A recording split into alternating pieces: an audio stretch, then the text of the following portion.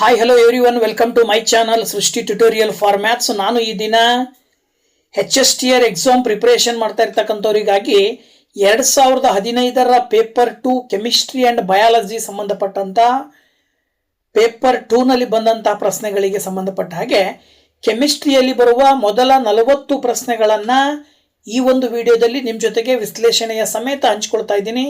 So ದಯವಿಟ್ಟು ನಮ್ಮ channel ಯಾರು ಸಬ್ಸ್ಕ್ರೈಬ್ ಮಾಡಿಲ್ವೋ ಚಾನಲ್ನ ಸಬ್ಸ್ಕ್ರೈಬ್ ಮಾಡಿ, ವಿಡಿಯೋಸ್ನ ಲೈಕ್ ಮಾಡಿ, ಶೇರ್ ಮಾಡಿ, ಹಾಗೆ ಕಮೆಂಟ್ ಮಾಡಿ ಅಂತ ಹೇಳ್ತಾ ಬನ್ನಿ ಕ್ಲಾಸ್ ಶುರು ಮಾಡೋಣ. ಕೆಮಿಸ್ಟ್ರಿ ಅಂದರೆ ರಸಾಯನಶಾಸ್ತ್ರಕ್ಕೆ ಸಂಬಂಧಪಟ್ಟಂಥ ಮೊದಲನೇ ಪ್ರಶ್ನೆ ಏನು ಹೇಳ್ತದೆ ನೋಡಿ. ಇಲ್ಲಿ ಕ್ವಶನ್ ಬಂದ್ಬಿಟ್ಟು, among the following compounds the bond length between the carbon atom is shortest in ಅಂತ ಕೊಟ್ಟಿದ್ದಾರೆ. ಅಂದ್ರೆ ಕೆಳಗೆ ಕೊಟ್ಟಿರುವಂತಹ ಅಣುವಿನಲ್ಲಿ ಯಾವ ಅಣುವಿನಲ್ಲಿ ಇಂಗಾಲದ ಪರಮಾಣುಗಳ ನಡುವಿನ ಬಂಧದ ಉದ್ದವು ಚಿಕ್ಕದಾಗಿರುತ್ತದೆ ಅಂತ. ಸಾಮಾನ್ಯವಾಗಿ ಆ ಒಂದು ಬಂಧದ ಉದ್ದ ಅಂದ್ರೆ ಬಾಂಡ್ ಲೆಂತ್ ಏನಾಗಿರುತ್ತೆ ಅಂದ್ರೆ, ನಂಬರ್ ಆಫ್ ಎಲೆಕ್ಟ್ರಾನ್ಸ್ ಗಳ ಸಂಖ್ಯೆ ಜಾಸ್ತಿ ಆಗ್ತಾ ಹೋದಾಗೆ ಬಾಂಡ್ ನ ಲೆಂತ್ ಕಡಿಮೆ ಆಗ್ತಾ ಬರುತ್ತೆ. ಅಂದ್ರೆ ಒಂದು ಕಾಂಪೌಂಡಿನಲ್ಲಿ ನಂಬರ್ ಆಫ್ ಎಲೆಕ್ಟ್ರಾನ್ಸ್, ಒಂದು ಆಟಮಿನ ಒಳಗಡೆ ನಂಬರ್ ಆಫ್ ಎಲೆಕ್ಟ್ರಾನ್ಸ್ ಎಷ್ಟಿದಾವೆ ಅಂತಕ್ಕಂಥದ್ದನ್ನ ನೋಡ್ಬಿಟ್ಟು ನಾವು ಅದರ ಬಾಂಡ್ ಲೆಂತ್ ಅನ್ನ ಹೇಳ್ತೀವಿ. ಇದ್ರ ಆಧಾರದ ಮೇಲೆ ಕೆಳಗಡೆ ಕೊಟ್ಟಂತ ಆಪ್ಷನ್ಗಳಲ್ಲಿ ಶಾರ್ಟೆಸ್ಟ್ ಆಗಿರಬೇಕು ಅಂತ ಹೇಳಿದ್ರೆ ಜಾಸ್ತಿ ಎಲೆಕ್ಟ್ರಾನ್ಸ್ ಅನ್ನ ಹೊಂದಿರಬೇಕು. ಸೊ ಜಾಸ್ತಿ ಎಲೆಕ್ಟ್ರಾನ್ ಅನ್ನ ಹೊಂದಿರತಕ್ಕಂಥ ಒಂದು ಕಾಂಪೌಂಡ್ ಯಾವ್ದಪ್ಪ ಅಂದ್ರೆ ಅದು ಈಥೈನ್. ಹಾಗಾಗಿ ಈಥೈನ್ ಶಾರ್ಟೆಸ್ಟ್ ಬಾಂಡ್ ಲೆಂತ್ ಅನ್ನ ಹೊಂದಿರುತ್ತೆ ಅಂತೇಳಿ ಸುಲಭವಾಗಿ ಹೇಳ್ಬೋದು. ಸೊ ದಟ್ ಆಪ್ಷನ್ 3 ಸರಿಯಾದ ಉತ್ತರ. ಹಾಗೆ ಎರಡನೇ ಪ್ರಶ್ನೆಯನ್ನ ನಾವು ನೋಡೋದಾದ್ರೆ, the law which describes the relationship between the volume and temperature of A gas at constant pressure is called ಅಂತ ಕೊಟ್ಟಿದ್ದಾರೆ. ಸ್ಥಿರ ಒತ್ತಡದಲ್ಲಿ ಅನಿಲಗಳ ಗಾತ್ರ ಮತ್ತು ತಾಪಮಾನಗಳ ನಡುವಿನ ಸಂಬಂಧವನ್ನು ನಿರೂಪಿಸಲಿಕ್ಕೋಸ್ಕರನೇ ಒಂದು ನಿಯಮ ಇದೆ. ಆ ನಿಯಮವನ್ನು ನಾವು ಚಾರ್ಲ್ಸ್ ಲಾ ಅಂತ ಕರಿತೀವಿ. ಸೊ ಹಾಗಾಗಿ ನೀವು ಆಪ್ಷನ್ 2 ಈ ಒಂದು ಪ್ರಶ್ನೆಗೆ ಉತ್ತರವನ್ನಾಗಿ ಹೇಳಬಹುದು. ಹಾಗೆ ಮೂರನೇ ಪ್ರಶ್ನೆಯನ್ನು ನೋಡಿದ್ರೆ, the oxidation number of chromium in K2Cr2O7 is ಅಂತ ಕೊಟ್ಟಿದ್ದಾರೆ. ಗೊತ್ತಾಯ್ತಲ್ಲ. ಸೊ ಪೊಟ್ಯಾಷಿಯಂ ಕ್ರೋಮೇಟಿಗೆ ಸಂಬಂಧಪಟ್ಟ ಹಾಗೆ ಇದರಲ್ಲಿ ಕ್ರೋಮಿಯಂನ ಉತ್ಕರ್ಷಣ ಸಂಖ್ಯೆ ಎಷ್ಟು? ಇಲ್ಲಿ ಪೊಟ್ಯಾಷಿಯಂದು ಕೊಟ್ಟಿರೋದ್ರಿಂದಾಗಿ ಪೊಟ್ಯಾಷಿಯಂ ಅನ್ನ ನೀವು +1 ಅಂತ ತಗೊಳ್ಬಹುದು. ಹಾಗೆ ಆಕ್ಸಿಜನ್ ಅಂತ ನೀವು ಕನ್ಸಿಡರ್ ಮಾಡಿದ್ರೆ -2 ಅಂತ ತಗೊಳ್ತೀರಾ.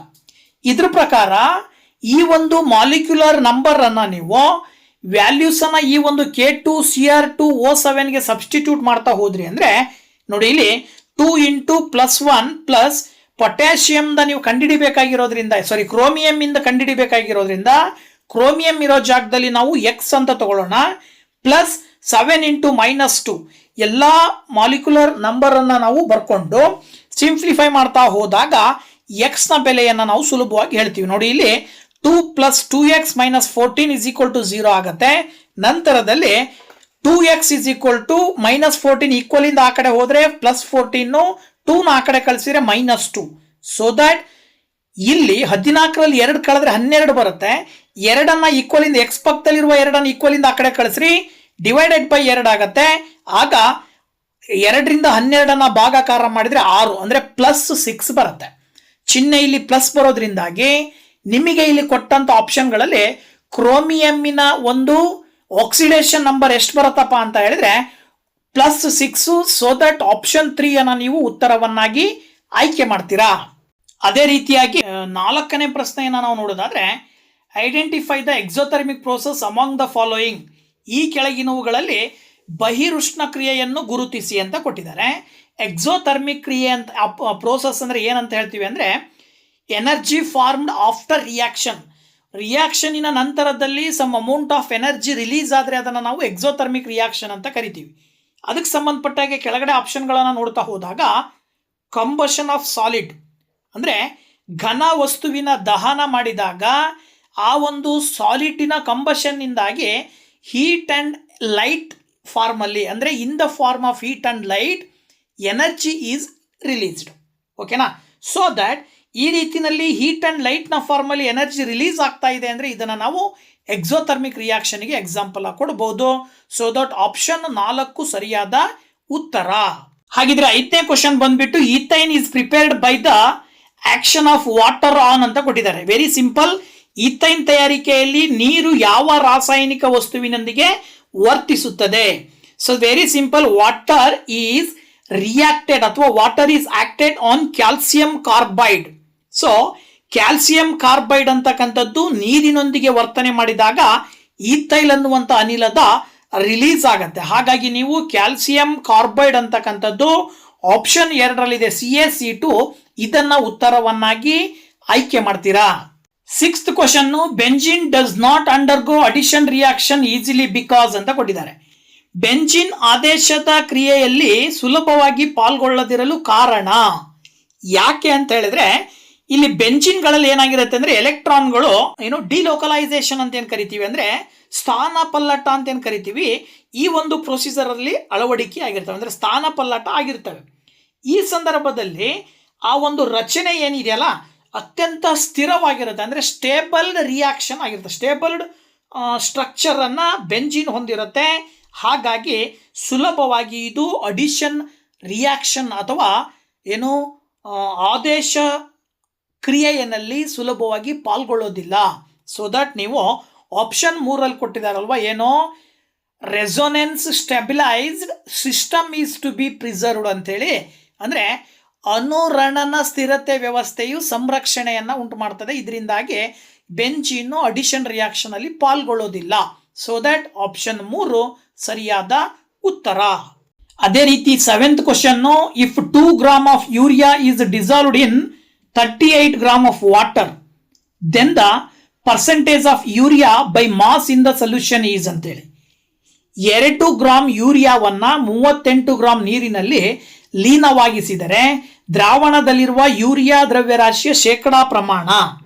ಇಲ್ಲಿ ವೆರಿ ಸಿಂಪಲ್ ಆಗಿ ನೀವು ನೆನ್ಪಿಟ್ಕೊಳ್ಬೇಕಾಗಿರೋದು, ಮಾಸ್ ಪರ್ಸೆಂಟೇಜ್ ಅನ್ನು ನಾವು ಕಂಡುಹಿಡಿಬೇಕಾದಾಗ ಏನ್ ಮಾಡ್ತೀವಿ ಇಲ್ಲಿ ಅಂದ್ರೆ, ದ್ರವ್ಯ ಮತ್ತು ದ್ರಾವಣಕ್ಕೆ ಸಂಬಂಧಪಟ್ಟ ಹಾಗೆ ಹೇಳೋದಾದ್ರೆ mass of solute divided by total mass of solution ಅಂತ ತಗೊಳ್ತೀವಿ. ಇಲ್ಲಿ ಮಾಸ್ ಆಫ್ ಸಲ್ಯೂಟ್ ಅನ್ನ ಎಷ್ಟು ಕೊಟ್ಟಿದ್ದಾರೆ ಅಂತ ಹೇಳಿದ್ರೆ, ಮಾಸ್ ಆಫ್ ಸಲ್ಯೂಟ್ ಅಂದ್ರೆ ಯೂರಿಯಾದ ಪ್ರಮಾಣ 2 gram divided by total mass of solution ಅಂದ್ರೆ ಅದರಲ್ಲಿ 2 ಗ್ರಾಮ್ ಯೂರಿಯಾ 38 ಗ್ರಾಮ್ ವಾಟರ್ ಅಂದ್ರೆ ಟೋಟಲ್ 40 ಗ್ರಾಮ್ ಆಗತ್ತೆ. ಇದನ್ನ ಇಂಟು 100 ಮಾಡ್ರಿ ಅಂತ ಕೊಟ್ಟಿದ್ದಾರೆ. ಅಂದ್ರೆ 2/40 ಇಂಟು 100 ಸಿಂಪ್ಲಿಫೈ ಮಾಡಿದಾಗ ನಿಮಗೆ 5% ಬರುತ್ತೆ. ಸೊ ದಟ್ ಆಪ್ಷನ್ 1ರಲ್ಲಿ ಆ ಒಂದು ಉತ್ತರವನ್ನ ಕೊಟ್ಟಿದ್ದಾರೆ. ಆಪ್ಷನ್ 1 ಉತ್ತರವನ್ನಾಗಿ ಆಯ್ಕೆ ಮಾಡ್ತೀರಾ. Question number 8, the zig zag motion of colloidal particles was first observed by. ಕಲಿಲಗಳ ಡೊಂಕಾದ ಚಲನೆಯನ್ನು ಮೊದಲು ಗಮನಿಸಿದವರು 1827ರಲ್ಲಿ ಈ ಒಂದು ಜಿಗ್ಜಾಗ್ ಮೋಷನ್ ಅನ್ನ, ಅಂದ್ರೆ ಕೊಲೈಡಲ್ ಪಾರ್ಟಿಕಲ್ಸ್ ನಲ್ಲಿ ಜಿಗ್ಜಾಗ್ ಮೋಷನ್ ಅನ್ನ ಮೊದಲು ಕಂಡುಹಿಡಿದಿರ್ತಕ್ಕಂಥವ್ರು ರಾಬರ್ಟ್ ಬ್ರೌನ್. ಸೊ ಆಪ್ಷನ್ 2 ಉತ್ತರವನ್ನಾಗಿ ಆಯ್ಕೆ ಮಾಡಬೇಕಾಗತ್ತೆ. Question number 9, an example of A covalent crystalline solid is ಅಂತ ಕೊಟ್ಟಿದ್ದಾರೆ. ಕೆಳಗಿನವುಗಳಲ್ಲಿ ಸಹವೇಲೆನ್ಸಿ ಸ್ಫಟಿಕ ಘನ ವಸ್ತುವಿಗೆ ಒಂದು ಉದಾಹರಣೆ ಯಾವುದು ಅಂತ ಕೊಟ್ಟಿದ್ದಾರೆ. ಸೊ ಅದನ್ನ ನೀವು ಆಯ್ಕೆ ಮಾಡಬೇಕಾದಾಗ ಯಾವುದನ್ನ ಸೆಲೆಕ್ಟ್ ಮಾಡಬೇಕು ಅಂದ್ರೆ SiO2 ಅಂದ್ರೆ ಆಪ್ಷನ್ 1 ಸೆಲೆಕ್ಟ್ ಮಾಡ್ಬೇಕು. ಯಾಕೆ ಅಂದ್ರೆ ಇದು ಏನ್ ಮಾಡಿರುತ್ತೆ ಅಂದ್ರೆ ಪರಮಾಣುಗಳ ನಡುವೆ ಒಂದು ಬಲವಾದಂತಹ ಸಹವೇಲೆನ್ಸಿಯ ಬಂಧವನ್ನ ಹೊಂದಿರುತ್ತದೆ, ಅಂದ್ರೆ ಕೋವೆಲೆಂಟ್ ಬಾಂಡ್ಗಳನ್ನ ಹೊಂದಿರುತ್ತೆ. ಈ ಒಂದು ಕೋವೆಲೆಂಟ್ ಬಾಂಡ್ಗಳಿಂದಾಗಿ ಅಲ್ಲಿ ಒಂದು ನೆಟ್ವರ್ಕ್ ಸಾಲಿಡ್ ಫಾರ್ಮೇಶನ್ ಆಗಿರುತ್ತೆ. ಆದ್ರಿಂದಾಗಿ ಈ ರೀತಿಯ ಜಾಲದಂತಹ ಒಂದು ರಚನೆಯನ್ನ ಹೊಂದಿರುವಂತಹ ಒಂದು ಕಾಂಪೌಂಡ್ ಇದಾಗಿರೋದ್ರಿಂದಾಗಿ ಇದನ್ನ ನಾವೇನಂತ ಕರಿತೀವಿ ಅಂದ್ರೆ ಕೋವೆಲೆಂಟ್ ಕ್ರಿಸ್ಟಲೈನ್ ಸಾಲಿಡ್ ಅಂತ ಕರಿತೀವಿ, ಅಥವಾ ಸಹವೇಲೆನ್ಸಿ ಸ್ಫಟಿಕ ಅಂತ ಕರಿತೀವಿ. ಸೊ ಆಪ್ಷನ್ 1 ಉತ್ತರವನ್ನಾಗಿ ಆಯ್ಕೆ ಮಾಡ್ತೀರಾ. ಹಾಗೆ 10ನೇ ಕ್ವಶನ್ ಏನ್ ಹೇಳುತ್ತೆ ಅಂದ್ರೆ, colligative properties of solutions are those which depend upon ಅಂತ ಹೇಳಿ. ದ್ರಾವಣದ ಸಂಕಲನಶೀಲ ಗುಣಗಳು ಅವಲಂಬಿತವಾಗಿರುವ ಅಂಶ ಅಂತ ಹೇಳಿ. ಸೊ ಇದನ್ನ ನಾವು ಆಪ್ಷನ್ 4 ಉತ್ತರವನ್ನಾಗಿ ಆಯ್ಕೆ ಮಾಡಬೇಕು. ಯಾಕೆ ಅಂತ ಹೇಳಿದ್ರೆ depends only on the total number of solute particles ಅಂತ ಹೇಳ್ತೀವಿ ನಾವು. ಅಂದ್ರೆ ಇಲ್ಲಿ ಈ ಒಂದು ಪ್ರಾಪರ್ಟಿ ಏನ್ ಹೇಳುತ್ತೆ ಅಂದ್ರೆ, colligative properties of solutions are only depend on the total number of solute particles. So ನೀವು ಉತ್ತರವನ್ನಾಗಿ option 4 the number of solute particles ಅಥವಾ ದ್ರಾವ್ಯದ ಅಣುಗಳ ಸಂಖ್ಯೆ ಅಂತೇಳಿ ಉತ್ತರವನ್ನಾಗಿ ಆಯ್ಕೆ ಮಾಡ್ತೀರಾ. ನೋಡಿ ಇಲ್ಲಿ in H2O2 fuel cell the reaction occurring at the cathode is ಅಂತ ಹೇಳಿ. H2O2 ಇಂಧನ ಕೋಶದ ಋಣಾಗ್ರದ ನಡುವೆ ಏನು ಅಂತ ಹೇಳ್ತೀವಿ ಅಂದ್ರೆ ನಡೆಯುವಂತ ಒಂದು ಕ್ರಿಯೆಯನ್ನ ನಾವು ಹೇಳಬೇಕು. ಕೊಟ್ಟಂತ ಆಪ್ಷನ್ ಗಳನ್ನ ನೀವು ನೋಡ್ತಾ ಹೋದಾಗ ಇಲ್ಲಿ ಏನ್ ಮಾಡಿದ್ದಾರೆ ಅಂತ ಹೇಳಿದ್ರೆ ಹಾಫ್ ರಿಯಾಕ್ಷನ್ ಅನ್ನ ಕೊಟ್ಟಿದ್ದಾರೆ.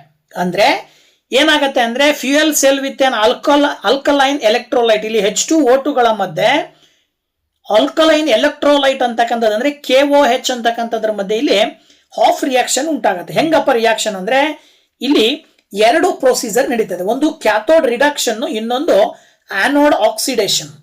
ಆಕ್ಸಿಜನ್ ಜೊತೆಗೆ ಹೈಡ್ರೋಜನ್ ಡೈಆಕ್ಸೈಡ್ ವಾಟರ್ನ ಜೊತೆ ರಿಯಾಕ್ಷನ್ ಆಗೋದ್ರ ಮೂಲಕ ಅಲ್ಲಿ 4 ಎಲೆಕ್ಟ್ರಾನ್ಸ್ ಗಳನ್ನ ಸೇರಿಸಿ ನಾವೇನ್ ಮಾಡ್ತೀವಿ ಅಂದ್ರೆ ಹೈಡ್ರಾಕ್ಸೈಡ್ ಅನ್ನ ಫಾರ್ಮೇಶನ್ ಮಾಡ್ತೀವಿ. ಇದ್ರ ಜೊತೆಗೆ ಆನೋಡ್ ಆಕ್ಸಿಡೇಷನ್ ನಂತರದಲ್ಲಿ ಏನಾಗುತ್ತೆ ಇಲ್ಲಿ ಅಂದ್ರೆ ಹೈಡ್ರೋಜನ್ ಇದ್ದಿದ್ದು ಮತ್ತೆ ಅದೇ ಹೈಡ್ರಾಕ್ಸೈಡ್ ನ ಜೊತೆಗೆ ರಿಯಾಕ್ಟ್ ಆಗಿ ಹೈಡ್ರೋಜನ್ ಡೈಆಕ್ಸೈಡ್ ನ ಜೊತೆಗೆ 4 ಎಲೆಕ್ಟ್ರಾನ್ಗಳ ರಿಲೀಸ್ ಆಗುತ್ತೆ. ಇದನ್ನ ನಾವು ಹಾಫ್ ರಿಯಾಕ್ಷನ್ಸ್ಗೆ ಸಂಬಂಧಪಟ್ಟ ಹಾಗೆ ಹೇಳೋದಾದ್ರೆ ನಿಮಗೆ ಇಲ್ಲಿ ಏನ್ ಮಾಡ್ಬೋದು ಅಂದ್ರೆ ಆಪ್ಷನ್ 3 ನಲ್ಲಿ ಕೊಟ್ಟಿದಾರಲ್ವಾ, ಕ್ಯಾಥೋಡ್ ರಿಡಕ್ಷನ್ ಟೈಪ್ ಇರ್ತಕ್ಕಂಥದ್ದು. ಇಲ್ಲಿ O2 plus 2H2O plus 4E minus gives rise to 4OH minus ಅಂತಕ್ಕಂಥದ್ದು ಈ ಒಂದು ಆಪ್ಷನ್ 3 ಉತ್ತರವನ್ನಾಗಿ ಆಯ್ಕೆ ಮಾಡಬೇಕಾಗತ್ತೆ. ಹಾಗೆ 12ನೇ question, which among the following is a thermosetting plastic. ಈ ಕೆಳಗಿನವುಗಳಲ್ಲಿ ಥರ್ಮೋಸೆಟ್ಟಿಂಗ್ ಪ್ಲಾಸ್ಟಿಕ್ ಅನ್ನು ಗುರುತಿಸಿ. ಥರ್ಮೋಸೆಟ್ಟಿಂಗ್ ಪ್ಲಾಸ್ಟಿಕ್ ಅನ್ನ ನಾವು ಆಯ್ಕೆ ಮಾಡೋದಾದ್ರೆ ಕೆಳಗಡೆ ಕೊಟ್ಟಿರ್ತಕ್ಕಂಥದ್ರಲ್ಲಿ ಯಾವ್ದಂದ್ರೆ ಮೆಲಾಮೈನ್ ಅಂತಕ್ಕಂಥದ್ದು ಏನಿದೆಯಲ್ಲ ಇದನ್ನ ನಾವು ಥರ್ಮೋಸೆಟ್ಟಿಂಗ್ ಪ್ಲಾಸ್ಟಿಕ್ ಅಂತ ಕರಿತೀವಿ. ಸೊ ಆಪ್ಷನ್ 3 ಉತ್ತರವನ್ನಾಗಿ ಆಯ್ಕೆ ಮಾಡ್ತೀರಾ. ನೆಕ್ಸ್ಟ್ 13ನೇ question, the electronic configuration of sodium ion ಅಂದ್ರೆ Na+ನ ಎಲೆಕ್ಟ್ರಾನಿಕ್ ಕಾನ್ಫಿಗರೇಷನ್. ಸೋಡಿಯಂ ಅಯಾನಿನ ಎಲೆಕ್ಟ್ರಾನ್ ವಿನ್ಯಾಸವನ್ನ ಬರೆಯಿರಿ. ಸೊ ಸೋಡಿಯಂ Na ಅಷ್ಟೇ ಕೊಟ್ಟಿದ್ರೆ ನಿಮಗೆ ಅಲ್ಲಿ ಏನ್ ಬರ್ತಿದ್ದು ಅಂದ್ರೆ ಅಟಾಮಿಕ್ ನಂಬರ್ 11, ಅದ್ರ ಪ್ರಕಾರ ನೀವು ಎಲೆಕ್ಟ್ರಾನಿಕ್ ಕಾನ್ಫಿಗರೇಷನ್ ಬರಿಬೇಕಿತ್ತು. ಇಲ್ಲಿ Na+ ಅಂತ ಕೊಟ್ಟಿದ್ದಾರೆ ಅಂದ್ರೆ 1 ಎಲೆಕ್ಟ್ರಾನ್ ಅನ್ನ ನಾವು ಹೊರಗಡೆ ಹಾಕಿದೀವಿ ಅಂತ ಅಂದ್ರೆ ಸೋಡಿಯಂ ಆಟಮ್ನಿಂದ 1 ಎಲೆಕ್ಟ್ರಾನ್ ಹೊರಗಡೆ ಹೋದಾಗ ಅದನ್ನ Na+ ಅಯಾನ್ ಅಂತ ಹೇಳ್ತೀವಿ. ಇದ್ರ ಪ್ರಕಾರ ನಂಬರ್ ಆಫ್ ಎಲೆಕ್ಟ್ರಾನ್ಸ್ ಎಷ್ಟಿದಾವೆ, ಈಗ ಅಲ್ಲಿ 10 ಎಲೆಕ್ಟ್ರಾನ್ಸ್ ಇದಾವೆ.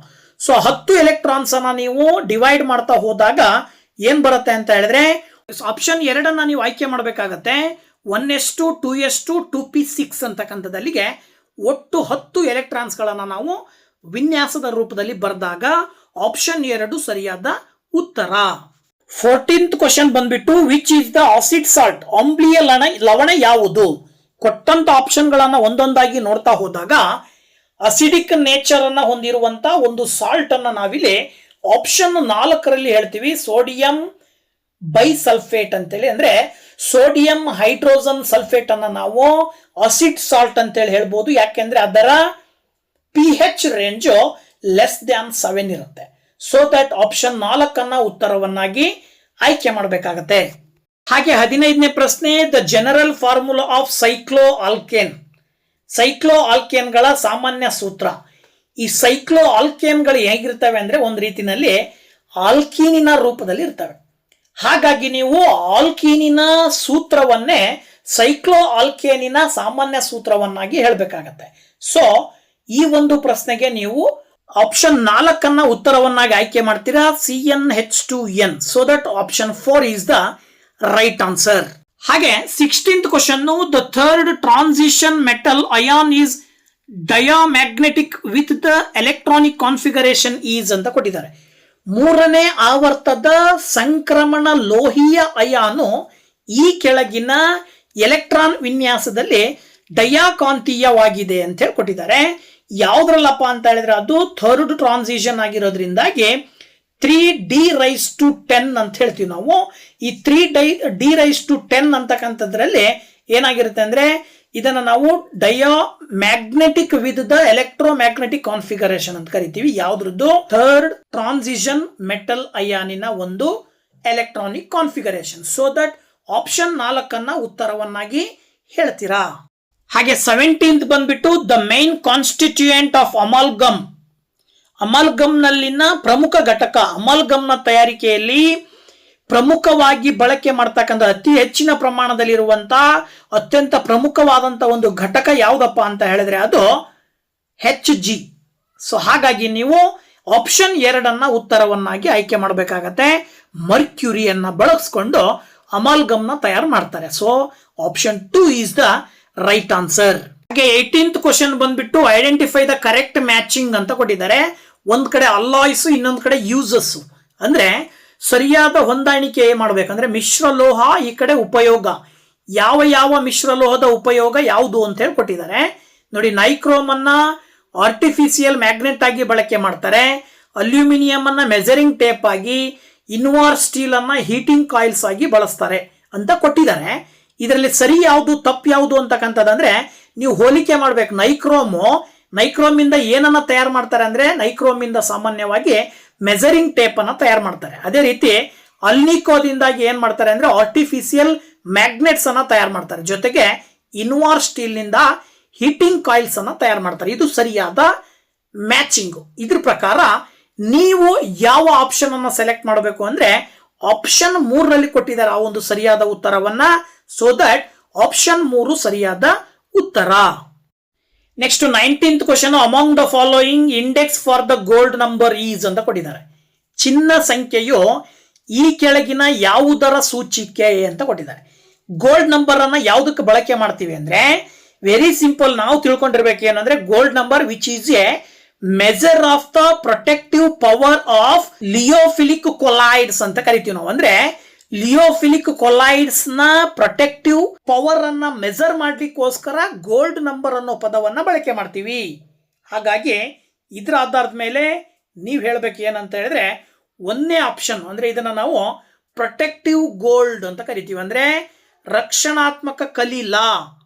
ಈ ಒಂದು ರಕ್ಷಣಾತ್ಮಕ ಕಲಿಲದ ರಕ್ಷಣಾತ್ಮಕದ ಒಂದು ಪವರ್ ಅನ್ನ ಫೈಂಡ್ ಔಟ್ ಮಾಡ್ಲಿಕ್ಕೆ ಚಿನ್ನ ಸಂಖ್ಯೆಯನ್ನ ಬಳಕೆ ಮಾಡ್ತೀವಿ ಸಿಂಬಲ್ ಆಗಿ. ಹಾಗಾಗಿ ನೀವು ಆಪ್ಷನ್ 1 ಉತ್ತರವನ್ನಾಗಿ ಆಯ್ಕೆ ಮಾಡ್ತೀರಾ 19ನೇ ಪ್ರಶ್ನೆಗೆ. ಹಾಗೆ 20th question, the substance having strongest hydrogen bond, ಶಕ್ತಿಯುತವಾದ ಜಲಜನಕ ಬಂಧ ಹೊಂದಿರುವ ವಸ್ತು ಯಾವುದಪ್ಪ ಅಂದ್ರೆ ಅದು H2O, ವಾಟರ್ ಅಂತ ಕರಿತೀವಿ. ಯಾಕೆ ಅಂದ್ರೆ ಇದರಲ್ಲಿ ಆಕ್ಸಿಜನ್ ಇದೆಯಲ್ವಾ. ಸೊ ಆಕ್ಸಿಜನ್ ಅಂತಕ್ಕಂಥದ್ದು more electronegative than nitrogen, sulphur and while fluorine. ಓಕೆನಾ? ಅಂದ್ರೆ ನೈಟ್ರೋಜನ್ನು, ಸಲ್ಫರು, ಫ್ಲೋರಿನ್ನು ಇವೆಲ್ಲವುಗಳಿಗಿಂತ ಮೋರ್ ಎಲೆಕ್ಟ್ರೋನೆಗೆಟಿವ್ ಅನ್ನು ಹೊಂದಿರೋದ್ರಿಂದಾಗಿ ಇದು ಏನ್ ಮಾಡುತ್ತೆ ಅಂದ್ರೆ ಬಾಂಡ್ ಫಾರ್ಮೇಶನ್ ಮಾಡಬೇಕಾದಾಗ ಮೋರ್ ಎಕ್ಸ್ಟೆನ್ಸಿವ್ ನೆಟ್ವರ್ಕ್ ಅನ್ನ ಪಡ್ಕೊಳ್ಳುತ್ತೆ. ಅಂದ್ರೆ more extensive network of bonds ಅನ್ನ ಆಕ್ಸಿಜನ್ ಪಡ್ಕೊಳ್ಳೋದ್ರಿಂದಾಗಿ ಬೇರೆಯವಕ್ಕೆ ಹೋಲಿಕೆ ಮಾಡಿದಾಗ ಅದಕ್ಕೆ ಕೆಪಾಸಿಟಿ ಜಾಸ್ತಿ ಇರೋದ್ರಿಂದಾಗಿ ನೀವು ಏನು ಸ್ಟ್ರಾಂಗೆಸ್ಟ್ ಹೈಡ್ರೋಜನ್ ಬಾಂಡ್ ಯಾವುದ್ರಲ್ಲಿ ಇರುತ್ತಪ್ಪ ಅಂದ್ರೆ ಇಲ್ಲಿ ಆಪ್ಷನ್ 2 ಅನ್ನ ಆಯ್ಕೆ ಮಾಡಬೇಕು. ಯಾವ ಒಂದು ಹೈಡ್ರೋಜನ್ ಆಕ್ಸಿಜನ್ ಜೊತೆಗೆ ಕಂಬೈನ್ಡ್ ಆಗಿರುತ್ತೋ ಅಲ್ಲಿ ಸ್ಟ್ರಾಂಗೆಸ್ಟ್ ಬಾಂಡ್ ಇರುತ್ತೆ. ಹೈಡ್ರೋಜನ್ ಬಾಂಡು ಸ್ಟ್ರಾಂಗ್ ಆಗಿರುತ್ತೆ. ಹಾಗಾಗಿ ಆಪ್ಷನ್ 2 ಉತ್ತರವನ್ನಾಗಿ ಹೇಳ್ತೀರಾ. ಅದೇ ರೀತಿ 21ನೇ question, catalyst used in the hydrogenation of oils, ಎಣ್ಣೆಗಳ ಹೈಡ್ರೋಜನೀಕರಣಕ್ಕೆ ಬಳಸುವ ಕ್ರಿಯಾವರ್ಧಕ ಯಾವುದನ್ನ ಬಳಕೆ ಮಾಡ್ತೀವಪ್ಪ ಅಂತ ಹೇಳಿದ್ರೆ ನಿಕ್ಕಲ್ ಅನ್ನ ಕ್ರಿಯಾವರ್ಧಕವನ್ನಾಗಿ ಬಳಕೆ ಮಾಡ್ತೀವಿ. ಅಂದ್ರೆ ಕ್ಯಾಟಲಿಸ್ಟ್ ಆಗಿ ಬಳಸ್ತೀವಿ ಯಾವಾಗ ಹೈಡ್ರೋಜಿನೇಷನ್ ಆಫ್ ಆಯಿಲ್ಸ್ಗೆ. ಸೊ ಆಪ್ಷನ್ 4 ಉತ್ತರವನ್ನಾಗಿ ಹೇಳಬೇಕಾಗತ್ತೆ. ಅದೇ ರೀತಿ 22ನೇ ಕ್ವಶನ್ ಬಂದ್ಬಿಟ್ಟು the chemical formula of blue vitriol is ಅಂತ ಕೊಟ್ಟಿದ್ದಾರೆ. ಬ್ಲೂ ವಿಟ್ರಿಯೋಲ್, ನೀಲಿ ಮೈಲಿತುತ್ತ, ಇದರ ರಾಸಾಯನಿಕ ಸೂತ್ರ ಏನು ಅಂತೇಳಿ ಇದರ ರಾಸಾಯನಿಕ ಸೂತ್ರವನ್ನ ನೀವು CuSO4 5H2O ಅಂತ ಹೇಳಬೇಕಾಗತ್ತೆ. ಅಂದ್ರೆ ಅಲ್ಲಿ ಹೈಡ್ರೋಜನ್ ಡೈಆಕ್ಸೈಡಿನ ಪ್ರಮಾಣ 5 ಮೋಲ್ನಷ್ಟು ಇರುತ್ತೆ. 5 ಮೋಲ್ನಷ್ಟು ಹೈಡ್ರೋಜನ್ ಡೈಆಕ್ಸೈಡ್ ಅನ್ನ ಕಾಪರ್ ಸಲ್ಫೇಟಿಗೆ ಹಾಕಿದ್ರಿ ಅಂದ್ರೆ ಅದು ಬ್ಲೂ ವಿಟ್ರಿಯಾಲ್ ಅಂತಕ್ಕಂಥ ಒಂದು ಕೆಮಿಕಲ್ ಅನ್ನ ಫಾರ್ಮೇಶನ್ ಮಾಡುತ್ತೆ. ಹಾಗಾಗಿ ಆಪ್ಷನ್ 2 ನೀವು ಉತ್ತರವನ್ನಾಗಿ ಆಯ್ಕೆ ಮಾಡ್ತೀರಾ. So next question, match the scientist and their discoveries, ವಿಜ್ಞಾನಿಗಳು ಮತ್ತು ಅವರ ಆವಿಷ್ಕಾರಗಳನ್ನ ಹೊಂದಿಸಿರಿ ಅಂತ ಕೊಟ್ಟಿದ್ದಾರೆ. ನೀವು ಒಂದೊಂದಾಗಿ ನೋಡ್ತಾ ಹೋಗೋದಾದ್ರೆ ಒಂದನೇದು ಕೋಲ್ಪೆ ಅವರು ಕಂಡುಹಿಡಿದಿರ್ತಕ್ಕಂಥದ್ದು ಏನನ್ನ ಅಂತ ನೀವು ನೋಡಿದ್ರೆ ಇದಕ್ಕೆ ಯಾವುದನ್ನ ಉತ್ತರವನ್ನಾಗಿ ಹೇಳಬೇಕು ಅಂದ್ರೆ ಅಸಿಟಿಕ್ ಆಮ್ಲವನ್ನ ಕಂಡುಹಿಡಿದ್ರು. ಕೋಲ್ಪೆ ಅವರು ಕಂಡುಹಿಡಿದಿದ್ದು ಯಾವುದೋ ಅಸಿಟಿಕ್ ಆಮ್ಲ, ಅಸಿಟಿಕ್ ಆಸಿಡ್. ಹಾಗೆ ಬರ್ತ್ಲಾಟ್ ಅಂತಕ್ಕಂಥವ್ರು ಏನನ್ನ ಕಂಡುಹಿಡಿದ್ರಪ್ಪ ಅಂತ ಹೇಳಿದ್ರೆ, ಬರ್ತ್ಲಾಟ್ ಅವರು ಫೈಂಡ್ ಔಟ್ ಮಾಡಿರ್ತಕ್ಕಂಥದ್ದು ಬೆಂಜೀನ್. ಹಾಗೇನೆ ಇನ್ನೊಬ್ರು ಯಾರು, ಮೈಕಲ್ ಫ್ಯಾರಡೆ ಕಂಡುಹಿಡಿದಿರ್ತಕ್ಕಂಥದ್ದು ಯಾರು ಅಂತ ಹೇಳಿದ್ರೆ, ಮೈಕಲ್ ಫ್ಯಾರಡೆ ಅವರು ಮೀಥೇನ್ ಅನ್ನ ಕಂಡುಹಿಡಿತಾರೆ. ಜೊತೆಗೆ ಫ್ರೆಡ್ರಿಕ್ ಹೋಲರ್ ಅಂತಕ್ಕಂಥವ್ರು ಏನ್ ಮಾಡಿದ್ರು, ಯೂರಿಯಾವನ್ನ ಕಂಡುಹಿಡಿದ್ರು. ಅಂದ್ರೆ ಅಲ್ಲಿಗೆ ಇವುಗಳನ್ನ ನೀವು ಏನೋ ಮ್ಯಾಚ್ ಮಾಡಿದ್ರಿ ಅಂತ ಹೇಳಿದ್ರೆ ಅದು ನಿಮಗೆ ಆಪ್ಷನ್ 2ರಲ್ಲಿ ಆ ಒಂದು ಮ್ಯಾಚಿಂಗ್ ಅನ್ನ ಕೊಟ್ಟಿದ್ದಾರೆ. 4 ಆಪ್ಷನ್ಗಳಲ್ಲಿ ಆಪ್ಷನ್ 2ರಲ್ಲಿ ಸರಿಯಾದ ಮ್ಯಾಚಿಂಗ್ ಇರೋದ್ರಿಂದಾಗಿ ನೀವು ಆಪ್ಷನ್ 2ಅನ್ನ ಉತ್ತರವನ್ನಾಗಿ ಆಯ್ಕೆ ಮಾಡ್ತೀರಾ. 24ನೇ question, one of the following statement is true about calcium hydroxide. Calcium ಹೈಡ್ರಾಕ್ಸೈಡ್ಗೆ ಸಂಬಂಧಿಸಿದಂತೆ ಈ ಕೆಳಗಿನವುಗಳಲ್ಲಿ ಯಾವುದು ಸರಿಯಾಗಿದೆ ಅಂತ ಕೊಟ್ಟಿದ್ದಾರೆ. ಸಾಮಾನ್ಯವಾಗಿ ಈ ಒಂದು ಕ್ಯಾಲ್ಸಿಯಂ ಹೈಡ್ರಾಕ್ಸೈಡ್ ಏನ್ ಮಾಡುತ್ತೆ ಅಂದ್ರೆ, does not possess disinfectant property ಅಂತ ಹೇಳ್ತೀವಿ ನಾವು. ಯಾಕೆ ಅಂದ್ರೆ ಇಲ್ಲಿ ಕ್ಯಾಲ್ಸಿಯಂ ಹೈಡ್ರಾಕ್ಸೈಡ್ ಅನ್ನು ನಾವು ಸಿಮೆಂಟ್ ಅನ್ನ ತಯಾರಿಕೆಯಲ್ಲಿ ಬಳಕೆ ಮಾಡ್ತೀವಿ. ಯಾಕೆ ಅಂದ್ರೆ ಇದು ವೈಟ್ ಕಲರ್ ಅನ್ನು ಹೊಂದಿರೋದ್ರಿಂದಾಗಿ, ಮತ್ತೆ ಎಲ್ಲಿ ಬ್ಲೀಚಿಂಗ್ ಪೌಡರ್ ತಯಾರಿಕೆಯಲ್ಲಿ ಬಳಕೆ ಮಾಡ್ತೀವಿ. But generally it is not used as A primary disinfectant ಅಂತ ಹೇಳ್ತೀವಿ, ಲೈಕ್ ಕ್ಲೋರಿನ್.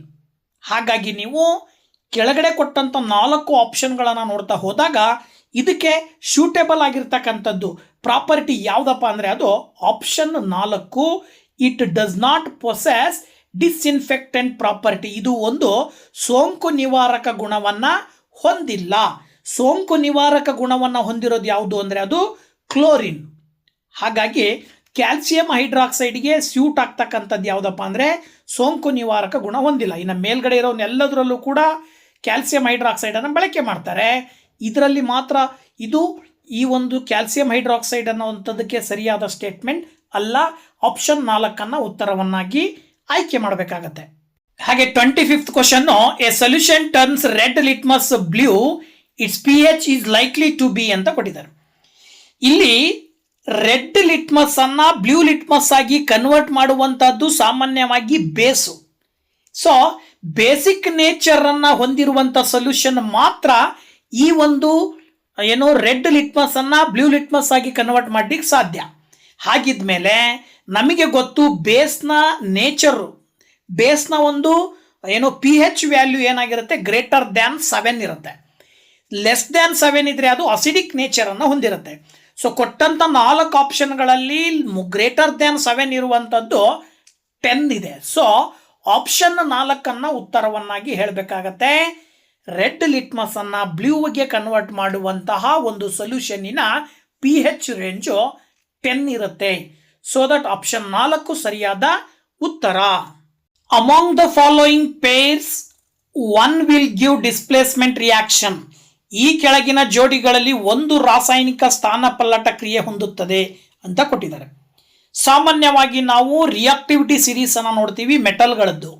ಮೆಟಲ್ಗಳ ರಿಯಾಕ್ಟಿವಿಟಿ ಸೀರೀಸ್ನ ಆಧಾರದ ಮೇಲೆ ಕೆಳಗಡೆ ಕೊಟ್ಟಂತ ಆಪ್ಷನ್ಗಳಲ್ಲಿ ಕಾಪರು ಸಿಲ್ವರ್ಗಿಂತ ಮೋರ್ ರಿಯಾಕ್ಟಿವಿಟಿಯನ್ನು ಹೊಂದಿದೆ. ಅಂದ್ರೆ ಆಪ್ಷನ್ 3ಅಲ್ಲಿ ಇರ್ತಕ್ಕಂಥದ್ದೇನಿದೆ ಅಲ್ಲಿ ಸಿಲ್ವರ್ನ ಜಾಗವನ್ನ ಕಾಪರ್ ತುಂಬಬಹುದು, ಡಿಸ್ಪ್ಲೇಸ್ ಮಾಡಬಹುದು.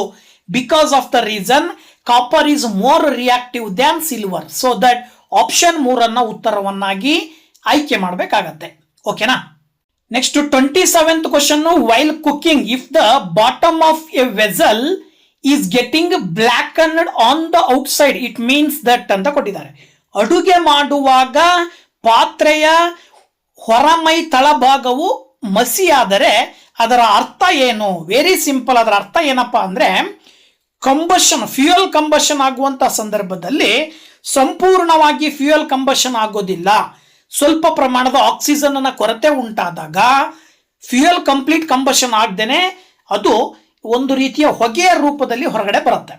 ಈ ರೀತಿಯಾದಂತಹ ಹೊಗೆಯ ರೂಪದಲ್ಲಿ ಹೊರಗಡೆ ಬರೋದನ್ನ ನಾವು ಅದರಿಂದಾಗಿ ಪಾತ್ರೆ ಏನಾಗತ್ತೆ ಅಂದ್ರೆ ಕಪ್ಪು ಬಣ್ಣಕ್ಕೆ ತಿರುಗುತ್ತೆ. ಸೊ ನೀವೇನು ಹೇಳ್ಬೋದು ಇಲ್ಲಿ ಅಂದ್ರೆ 3ನೇ ಆಪ್ಷನ್ ಅಲ್ಲಿ ಕೊಟ್ಟಿದಾರಲ್ವಾ, the fuel is not burning completely, ಇಂಧನ ಅಪೂರ್ಣವಾಗಿ ದಹನವಾಗಿದೆ ಅನ್ನುವಂಥ ಆಪ್ಷನ್. ಸೊ ಆಪ್ಷನ್ 3ಅನ್ನ ಉತ್ತರವನ್ನಾಗಿ ಆಯ್ಕೆ ಮಾಡ್ತೀರಾ. ಹಾಗೆ 28th ಕ್ವಶನ್ ಬಂದ್ಬಿಟ್ಟು, one of the following metals form an amphoteric oxide.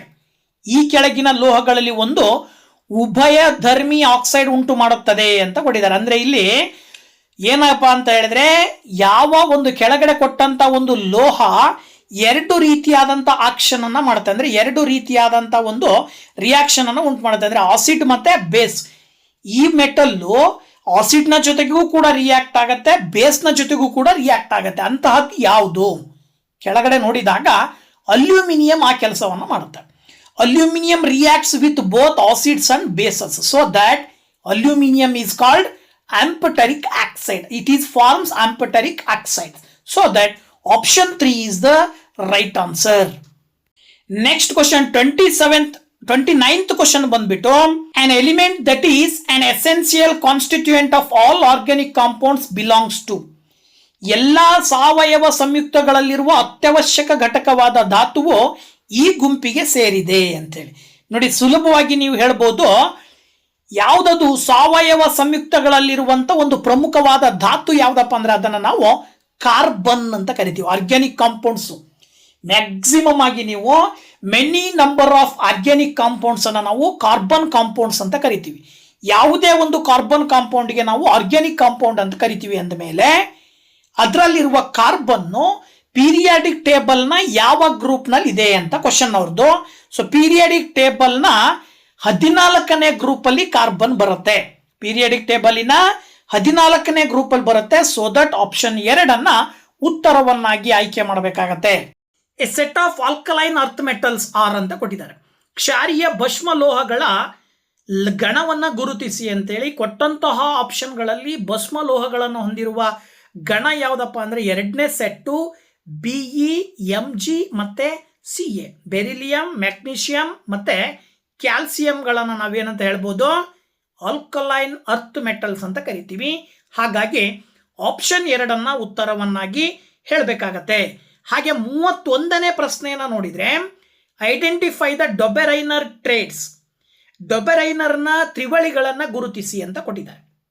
ಇಲ್ಲಿ ಡೊಬೆರೈನರ್ ತ್ರಿವಳಿಗಳನ್ನು ನೋಡ್ತಾ ಹೋದಾಗ ಕೆಳಗಡೆ ಕೊಟ್ಟಂತ ಆಪ್ಷನ್ಗಳಲ್ಲಿ LI SR ಮತ್ತೆ I ಅಂತದ್ದೇನಿದೆಯಲ್ಲ ಆಪ್ಷನ್ 1, ಇವುಗಳನ್ನು ನಾವು ಡೊಬೆರೈನರ್ಸ್ ಟ್ರೇಡ್ಸ್ ಅಂತ ಕರಿತೀವಿ. ಆ ಡೊಬೆರೈನರ್ನವರ ತ್ರಿವಳಿಗಳಾಗಿ ನೀವು ಆಪ್ಷನ್ 1 ಉತ್ತರವನ್ನಾಗಿ ಆಯ್ಕೆ ಮಾಡಬೇಕಾಗತ್ತೆ. Next 32 question, identify the strong electrolyte. ಪ್ರಬಲ ವಿದ್ಯುತ್ ವಿಭಾಜ್ಯವನ್ನ ಗುರುತಿಸಿ ಅಂತ ಕೊಟ್ಟಿದ್ದಾರೆ. ಯಾವುದಪ್ಪ ಅದು ಅಂದ್ರೆ ಸೋಡಿಯಂ ಕಾರ್ಬೋನೇಟ್ ಅನ್ನು ನಾವು ಸ್ಟ್ರಾಂಗ್ ಎಲೆಕ್ಟ್ರೋಲೈಟ್ ಅಂತ ಕರಿತೀವಿ. ಯಾಕೆ ಅಂತ ಹೇಳಿದ್ರೆ ಇದರಲ್ಲಿ strong base and dissociates completely in water ಅಂತ ಹೇಳ್ಬೋದು. ಅಂದ್ರೆ ಏನಾಗಿದೆ ಅಂದ್ರೆ ಇದು ಒಂದು ಸಾಲ್ಟ್, ಸೋಡಿಯಂ ಕಾರ್ಬೋನೇಟ್ ಅನ್ನೋದು ಈ ಸಾಲ್ಟ್ ನಲ್ಲಿ ಸ್ಟ್ರಾಂಗ್ ಬೇಸ್ ಅನ್ನ ಒಳಗೊಂಡಿದ್ದು ಇದು ಕಂಪ್ಲೀಟ್ ಆಗಿ ನೀರಿನಲ್ಲಿ ಕರಗಿರುತ್ತೆ. ಇದರಿಂದಾಗಿ ಇದನ್ನ ನಾವು ಸ್ಟ್ರಾಂಗ್ ಎಲೆಕ್ಟ್ರೋಲೈಟ್ ಅಂತ ಕರಿತೀವಿ. ಸೊ ಆಪ್ಷನ್ 4 ಸರಿಯಾದ ಉತ್ತರ. 33th ಕ್ವಶನ್, 33ನೇ ಪ್ರಶ್ನೆ, nitrogen atom has 3 unpaired electrons. This can be explained by. ಸಾರಜನಕದ ಪರಮಾಣುವಿನಲ್ಲಿ 3 ಜೋಡಿಯಾಗದೆ ಉಳಿದಿರುವ ಎಲೆಕ್ಟ್ರಾನ್ಗಳಿವೆ. ಇದನ್ನು ವಿವರಿಸುವ ತತ್ವ ಯಾವುದಪ್ಪ ಅದು ತತ್ವ ಅಂತ ಹೇಳಿದ್ರೆ ಇದನ್ನ ನಾವು ಹುಂಡ್ಸ್ನ ಗರಿಷ್ಠ ಅಧಿಕೃತ ನಿಯಮ ಅಂತ ಕರಿತೀವಿ. ಅಂದ್ರೆ ಹುಂಡ್ಸ್ ರೂಲ್ ಅಂತ ಹೇಳ್ಬಿಟ್ಟು ಕರಿತೀವಿ. ಇದ್ರ ಪ್ರಕಾರ ಈ ಒಂದು ನಿಯಮ ಏನ್ ಹೇಳುತ್ತಪ್ಪ ಅಂತ ಹೇಳಿದ್ರೆ it states that every orbital in a subshell one is singly occupied before any orbital is doubly occupied ಅಂತ ಹೇಳಿ. ಸೊ ಇದರ ಆಧಾರದ ಮೇಲೆ ಈ ಒಂದು ಸ್ಟೇಟ್ಮೆಂಟಿನ ಆಧಾರದ ಮೇಲೆ ನೈಟ್ರೋಜನ್ ಆಟಮ್ನ 3 ಅನ್ಪೇರ್ಡ್ ಎಲೆಕ್ಟ್ರಾನ್ಗಳ ಜೊತೆಗೆ ಏನು ಉಳಿದಿರುತ್ತದಲ್ಲ, ಎಲೆಕ್ಟ್ರಾನ್ ಉಳಿತದಲ್ಲ, ಇದಕ್ಕೆ ಸಂಬಂಧಪಟ್ಟಂತ ವಿವರಣೆಯನ್ನ ಕೊಡ್ತದೆ. ಸೊ ದಟ್ ಆಪ್ಷನ್ 3 ಉತ್ತರವನ್ನಾಗಿ ಆಯ್ಕೆ ಮಾಡಬೇಕು. 34th ಕ್ವಶನ್ ಬಂದ್ಬಿಟ್ಟು Rutherford's experiment of scattering of a particles showed for the first time that the atom has. ರುದರ್ಫೋರ್ಡ್ನ ಅಲ್ಪ ಕಣಗಳ ಚೆದರಿಕೆಯ ಪ್ರಯೋಗದಲ್ಲಿ ಪರಮಾಣು ರಚನೆಗೆ ಸಂಬಂಧಿಸಿದಂತೆ ಮೊಟ್ಟ ಮೊದಲ ಬಾರಿಗೆ ಕಂಡು ಹಿಡಿದ ಅಂಶ. ಸೊ ರುದರ್ಫೋರ್ಡ್ ಅವರು ಮೊದಲಿಗೆ ಕಂಡು ಹಿಡಿದಿರ್ತಕ್ಕಂಥ ಅಂಶ ನಮಗೆಲ್ಲರಿಗೂ ಕೂಡ ಗೊತ್ತಿರುವಂತದ್ದು, ಅದನ್ನು ನಾವು ನ್ಯೂಕ್ಲಿಯಸ್ ಅಂತ ಕರಿತೀವಿ. ಇಲ್ಲಿ ರುದರ್ಫೋರ್ಡ್ ಅವರು ಏನ್ ಮಾಡಿದ್ರು ಅಂದ್ರೆ ಇಲ್ಲಿ the deflection of alpha particles led to the discovery of a small dense particle that is centre called nucleus. Alpha particles ನ ಡಿಫ್ಲೆಕ್ಷನ್ ನಿಂದಾಗಿ ರುದರ್ಫೋರ್ಡ್ ಅವರು ನ್ಯೂಕ್ಲಿಯಸ್ ಅನ್ನ ಕಂಡುಹಿಡಿಯಲಿಕ್ಕೆ ಸಹಾಯ ಆಯಿತು. ಒಟ್ಟಾರೆ ಮೊದಲ ಅಂಶ ಕಂಡುಹಿಡಿದಿರೋದು ರುದರ್ಫೋರ್ಡ್ ಅವರು ಕಂಡುಹಿಡಿದಿರುವ ಮೊದಲ ಅಂಶ ಯಾವುದು ಅಂದ್ರೆ ಅದು ನ್ಯೂಕ್ಲಿಯಸ್. ಆಪ್ಷನ್ 3 ಉತ್ತರವನ್ನಾಗಿ ಆಯ್ಕೆ ಮಾಡ್ತೀರಾ. ಅದೇ ರೀತಿ 35ನೇ question, an electron with azimuthal quantum number l is equal to -1 can not be present in. Electron ನ ಅಜ್ಯೂಮ್ತಲ್ ಕ್ವಾಂಟಮ್ ಸಂಖ್ಯೆ 1 ಆಗಿದ್ದರೆ ಈ ಕೆಳಗಿನ ಯಾವ ಕಕ್ಷೆಗಳಲ್ಲಿ ಕಂಡು ಬರುವುದಿಲ್ಲ. ಇಲ್ಲಿ ನೀವು ಸುಲಭವಾಗಿ ಆಪ್ಷನ್ 1 ಆಯ್ಕೆ ಮಾಡಬಹುದು, ಎಸ್ ಆರ್ಬಿಟಲ್ ಅಂತೇಳಿ. ಯಾಕಪ್ಪ ಅಂದ್ರೆ ಇಲ್ಲಿ ನೀವು ಎಸ್ ಆರ್ಬಿಟಲ್ ನಲ್ಲಿ ಎಲ್ ನ ಸಂಖ್ಯೆ ಯಾವಾಗ್ಲೂ 0 ಆಗಿರುತ್ತೆ.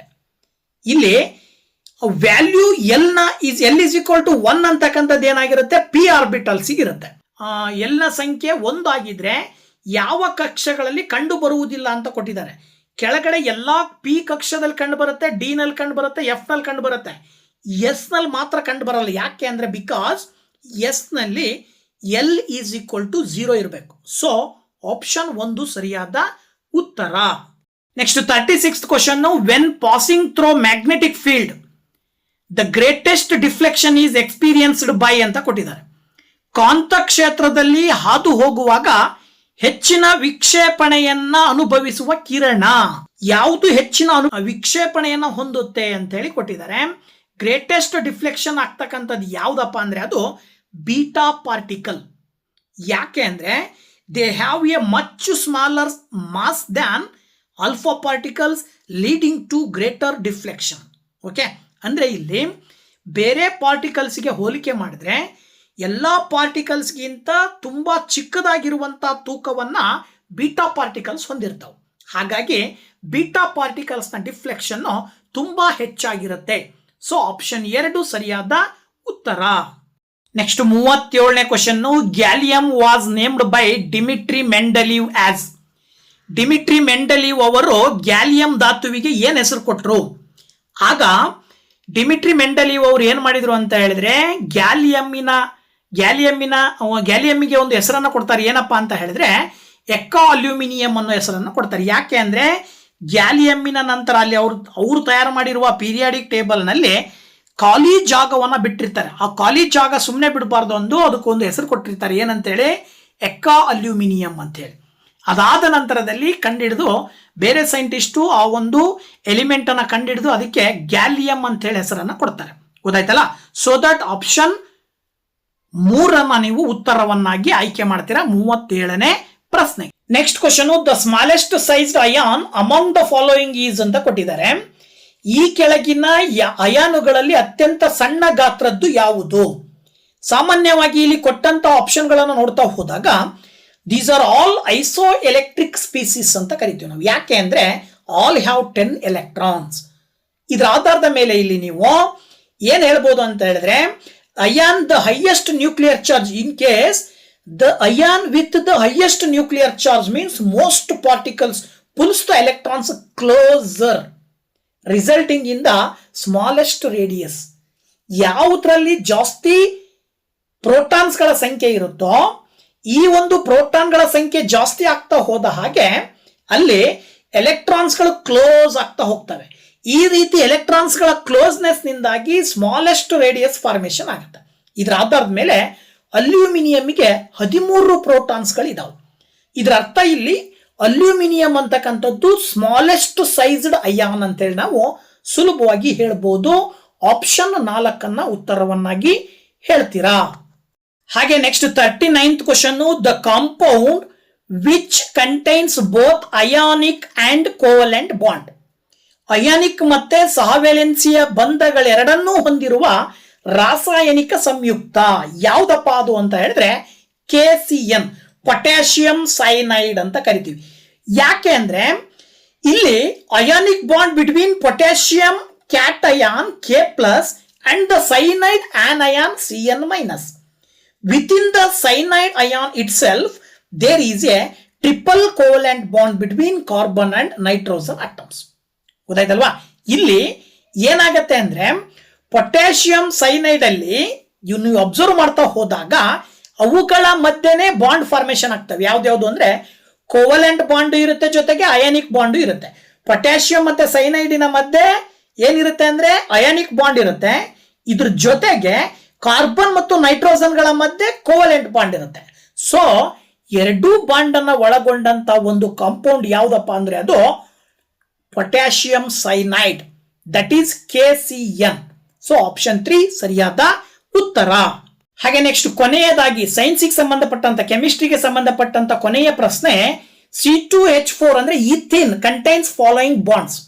C2H4 ನಲ್ಲಿ ಯಾವ ಬಾಂಡ್ ಇರುತ್ತೆ? ಕೆಳಗಡೆ ಕೊಟ್ಟಿರುವಂತ ಆಪ್ಷನ್ ಗಳನ್ನ ನೋಡ್ತಾ ಹೋದಾಗ ಇಲ್ಲಿ 4 ರೋ ಬಾಂಡ್ಸ್ ಕಾರ್ಬನ್ ಮತ್ತೆ ಹೈಡ್ರೋಜನ್ ಮಧ್ಯೆ ಇರ್ತದೆ. ಹಾಗೇನೆ 1 ರೋ ಬಾಂಡ್ ಕಾರ್ಬನ್ ಮಧ್ಯೆ ಇರುತ್ತೆ. ಅಲ್ಲಿಗೆ ಟೋಟಲ್ 5 ರೋ ಆಯ್ತು. ಅದೇ ರೀತಿ double bond between the carbon ಅಂತ ಹೇಳಿದ್ರೆ ಅದರ ಪ್ರಕಾರ 1 ರೋ ಇನ್ನೊಂದು 1 ಪೈ ಬಾಂಡ್ ಇರುತ್ತೆ. ಅಲ್ಲಿಗೆ ಟೋಟಲ್ ಮಾಡಿದಾಗ ನಿಮಗೆ 5 ರೋ 1 ಪೈ ಬಾಂಡ್ಸ್ ಇರ್ತವೆ C2H4 ನ ಮಧ್ಯೆ. ಸೊ ದಟ್ ಆಪ್ಷನ್ 3 ಅನ್ನ ಉತ್ತರವನ್ನಾಗಿ ಆಯ್ಕೆ ಮಾಡಬೇಕಾಗತ್ತೆ 40ನೇ ಪ್ರಶ್ನೆಗೆ. ಓಕೆನಾ? ಸೊ ಈ ಒಂದು ವಿಡಿಯೋದಲ್ಲಿ 2015ರ ಪೇಪರ್ 2 ಕೆಮಿಸ್ಟ್ರಿಗೆ ಸಂಬಂಧಪಟ್ಟಂತ 40 ಪ್ರಶ್ನೆಗಳಿಗೆ ವಿಶ್ಲೇಷಣೆಯ ಸಮೇತವಾಗಿ ಉತ್ತರವನ್ನ ತಿಳಿಸ್ಕೊಟ್ಟಿದ್ದೀನಿ. ಸೊ ದಯವಿಟ್ಟು ವಿಡಿಯೋ ಇಷ್ಟ ಆದರೆ ಲೈಕ್ ಮಾಡಿ, ಶೇರ್ ಮಾಡಿ, ಹಾಗೆ ಕಮೆಂಟ್ ಮಾಡಿ. ಹಾಗೆ ಇದೇ ಕೆಮಿಸ್ಟ್ರಿಯ ನಂತರದಲ್ಲಿ ಬರುವ ಬಯಾಲಜಿಯ ಮುಂದಿನ 40 ಪ್ರಶ್ನೆಗಳೊಂದಿಗೆ ನೆಕ್ಸ್ಟ್ ವಿಡಿಯೋದಲ್ಲಿ ಬರ್ತೀನಿ. ಅಲ್ಲಿ ತನಕ ವೇಟ್ ಮಾಡ್ತಾ ಇರಿ ಅಂತ ಹೇಳ್ತಾ, once again all of you thank you very much. Bye bye.